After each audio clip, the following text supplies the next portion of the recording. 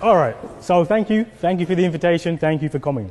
I wasn't going to start here, but I've heard a lot of things in my time, and believe me, Bob Marley will be on this side of the aisle. All right, I just want to say that 100%, and I explain why. All right, first thing first, in terms of this motion, is racism. Racism is not about individual prejudice. Racism is not about the individual white teacher who says bad things. I've been called a nigger probably 3 times by white people. Every single time I left. Why? There was no power. It was meaningless to me, right? And let's take a key case, Stephen Lawrence, right? Stephen Lawrence was killed by racists, but that wasn't what made it racism. The act itself was prejudice. What made it racism was how the police responded. Because he was black, they didn't do their job. And 20 years later, we have to still fight for justice. Racism is about power. It is about structures. And that is how we have to analyze it. Not in terms of individual prejudice and these ideas, not in terms of it's in terms of numbers, in terms of inequalities, in terms of unemployment, it's in terms of university inequalities, which are actually worse than school inequalities, right? And when we look at this, and we look at the society as a whole, I'm reminded of what Malcolm X said, not when he came here actually, it was a year after he came here. He said that the West, America, Britain, can no more provide freedom, justice, and equality than a chicken can lay a duck egg. And that's important. Racism is at the DNA, is at the heart of this country. We say Britain is, of course Britain is racist. That's the most obvious thing you could ever say. Britain is not only racist, it is built on racism and perpetuates racism on a daily basis, right? The 3 pillars of this country are genocide, slavery, and colonialism. That's a story you won't hear, but it is the truth. All of the wealth, this wonderfully esteemed place we are in today, is built on genocide, slavery, and colonialism. It is maintained on colonialism. It is maintained on racism. And as has already been said today by the other side, I think it was, the school system, what's the role of the school system? Is to perpetuate the society. So once you show indisputably that Britain is based on racism, then the school system can only perpetuate racism because this is the purpose of the school system. And this is really important to separate education from schooling. Now, I agree, education is wonderful. I love education. But schooling is a different thing. And what you get from nursery, primary school, secondary school, university, that is schooling. It is a system which is meant to control you. It is a system which is meant to perpetuate the inequalities in society.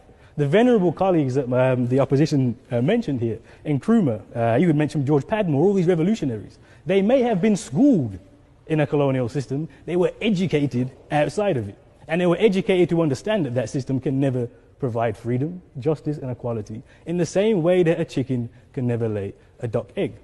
So let's look at the school system. Let's look at the school system, right? And let's look at the inequalities in the school system. Has it got any better? Now, in some ways, you can look at the stats and say this improvements, that improvements. Other ways, however, let's look at exclusions. Let's look at attainment. But let's actually shift the focus to here, to the university, as I said.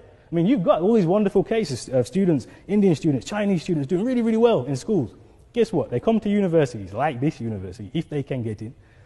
And what happens? The biggest inequality in schooling now is in the gap between white students are far more likely to get a 2-1 in the first than non-white students, even if they come in with all this wonderful schooling, right? What does that tell you? That tells you it's an institutional problem. Dr. Du Bois said quite profoundly, a system can never defend the people it was not supposed to protect. The point of schooling has never been to make it more easier for people like me to succeed. The point of schooling has always been to make it much more difficult for us to succeed. And I'm going to give you a Marxist philosopher, Ivan Illich, who talked about schooling society. And this is something we need to shake from our minds. The idea that universal schooling was meant to make things more equal. No. Universal schooling came in because of the economy, the structure of the work, etc., etc. That's the point of it, right? This is how you can tell what the role of the school is. 50 years ago, you had all these wonderful working class jobs. You didn't need skills. You didn't need to read and write. It was wonderful, right? In those times, only 5%, 3%, 4% of people went to university. Places like Oxford could be happily monocultural because it didn't really matter, right? 50 years later, you need a skilled workforce. You need people with degrees. So the unwashed masses, the dark people, the poor people, they're invited in. Not so much to hear, but they're invited in more generally, right? That's the role of schooling. So this doesn't mean everything's got better. It doesn't mean anything's changed. Look at the system. Look at unemployment. Even if you get your degree, and you're black or Asian, you're much less likely to be employed, right? Look at the inequalities. They are still there. They are still just as bad. And what we should never do, and this is the point where Illich is talking about with credentials, right? So what this does is, giving out credentials, everybody has universal education. That actually makes it worse, because now you are justified in your place.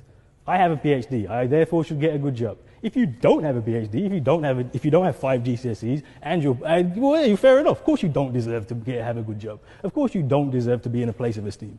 So we hand out these credentials, but hang on a second, the credentials they're not gained fairly. Much more difficult if you're working class, certainly. And no one would say that working class have it easy in the school system. Of course they don't. And they never have either. This idea that this is something new, that somehow working class boys, this white working class, have skipped through, nonsense. It's always been the case. Because guess what? The system is also classist. But it's very, very racist as well, right? So once you hand out these credentials, you're stuck. So I was a young man, came to my university, from a poor background, black boy. Got a first. Got a first, came out, he's like, I got a first in business, I'm applying for this internship. Can't get on the internship because he did a B.Tech.